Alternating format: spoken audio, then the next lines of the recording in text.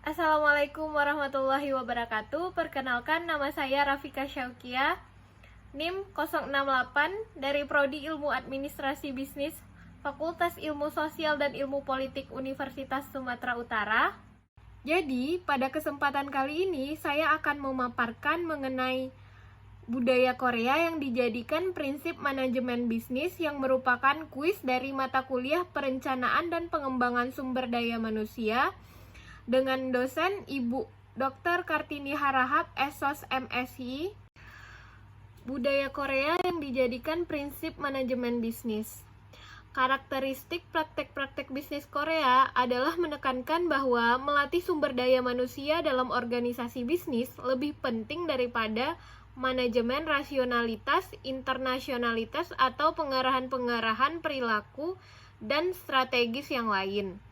Pada praktik bisnis Korea, kualitas sumber daya manusia harus selalu ditingkatkan karena kualitas sumber daya manusia merupakan kunci bagi kemampuan perusahaan. Dari segi sistem manajemen dan kebijakan personalia. Yang pertama itu ada sistem ganjaran, di mana karyawan senior akan memperoleh gaji yang lebih tinggi dibandingkan dengan karyawan junior. Perusahaan Korea mengoperasikan sistem ganjaran yang mempertimbangkan senioritas dan kemampuan. Nah, kecenderungan tersebut adalah menghargai para karyawan senior dan karyawan-karyawan yang telah bertugas selama waktu yang panjang.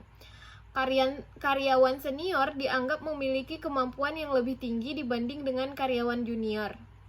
Yang kedua adalah sistem evaluasi, di mana pada sistem evaluasi yang dilakukan perusahaan-perusahaan di Korea adalah bersifat inklusif, yaitu evaluasi yang dilakukan berdasarkan prestasi, sikap, dan kemampuan. Selanjutnya, sikap individu dalam perusahaan dan komunikasinya. Yang pertama, kepemimpinan atasan. Budaya senioritas memang terlihat kental pada perusahaan bisnis Korea. Pemimpin merasa berhutang budi pada karyawan senior yang telah banyak berjasa mengembangkan usaha selama ini. Dan selayaknya pemimpin memberikan penghargaan yang lebih pada karyawan senior dibandingkan pada karyawan junior. Keselarasan antara hubungan senior dengan karyawan junior oleh pemimpin tetap dijaga dengan memperhatikan adanya senioritas dalam perusahaan bisnis Korea. Selanjutnya, sikap para karyawan. Sikap para karyawan pada perusahaan-perusahaan Korea sesuai dengan kebudayaannya, yaitu patuh terhadap para senior dan atasan, sedangkan bawahan kepada kelompoknya. Berikutnya, komunikasi antar karyawan. Organisasi-organisasi bisnis Korea pada umumnya jauh lebih sering menggunakan komunikasi ke bawah daripada komunikasi yang diarahkan ke atas.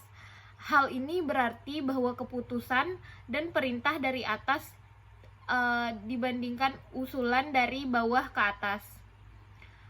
Kecenderungan lain adalah untuk komunikasi horizontal antara bagian pada tingkat yang sama, yang lebih umum daripada komunikasi diagonal di kalangan para manajer pada tingkat atas dan tingkat bawah. Berikutnya, pengaruh kebudayaan tradisional.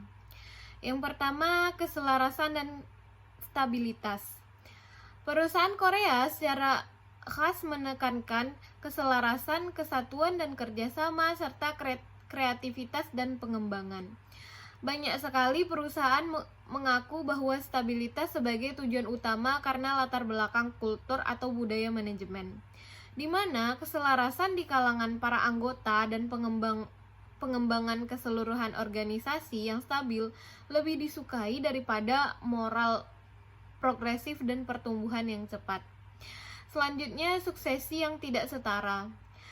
Prinsip tradisional, sikap eksklusif, dan sentralisasi kekuasaan juga menimbulkan dampak yang besar terhadap struktur kekuasaan dalam berbagai perusahaan bisnis Korea.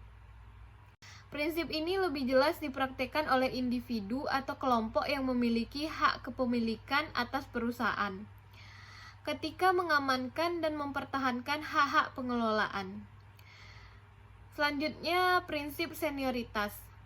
Prinsip senioritas dapat dikatakan sebagai penghargaan yang diberikan oleh perusahaan pada karyawan senior karena mereka sudah ikut berjuang membesarkan perusahaan dan pengorbanannya selama ini diakui oleh perusahaan dengan cara memberikan tingkat kesejahteraan lebih tinggi dibanding karyawan junior.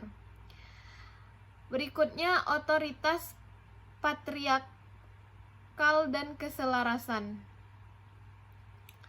Metode kontrol berdasarkan otoritas dan keselarasan dalam kehidupan keluarga tradisional ini mempengaruhi kepemimpinan manajemen dalam dua cara. Yang pertama, para anggota perusahaan sadar bahwa otoritas tradisional para senior dalam derajat ditetapkan secara luas. Yang kedua, dalam cara yang sama, keselarasan sangat ditekankan dalam organisasi. Yang terakhir yaitu kepatuhan dan ketundukan. Cara berpikir tradisional ini mempengaruhi hubungan vertikal antara para majikan dan karyawan. Anggota perusahaan Korea menganggap hubungan vertikal lebih penting daripada hubungan horizontal. Penekanan pada hubungan vertikal menimbulkan komunikasi ke bawah secara sepihak dan merupakan alasan bagi timbulnya konsentrasi pengambilan keputusan pada tingkat-tingkat atas organisasi tersebut. Dari uraian tadi dapat kita simpulkan bahwa perusahaan Korea dalam melakukan kegiatan bisnis lebih menekankan pada pendekatan sumber daya manusia. Sehingga hal ini dapat menurunkan tingkat turnover dan PHK karyawan. Selain pendekatan sumber daya manusia yang digunakan pada perusahaan Korea, juga menerapkan prinsip senioritas. Artinya, karyawan bersikap patuh terhadap para senior dan atasan, sedangkan bawahan pada kelompoknya.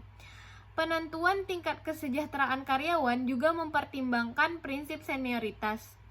Karakteristik praktek-praktek manajemen Korea merupakan ciri-ciri yang unik dari kebudayaan organisasi pada perusahaan-perusahaan Korea dan sangat dipengaruhi oleh kebudayaan tradisional sebagai sari dari sistem kekeluargaan tradisional.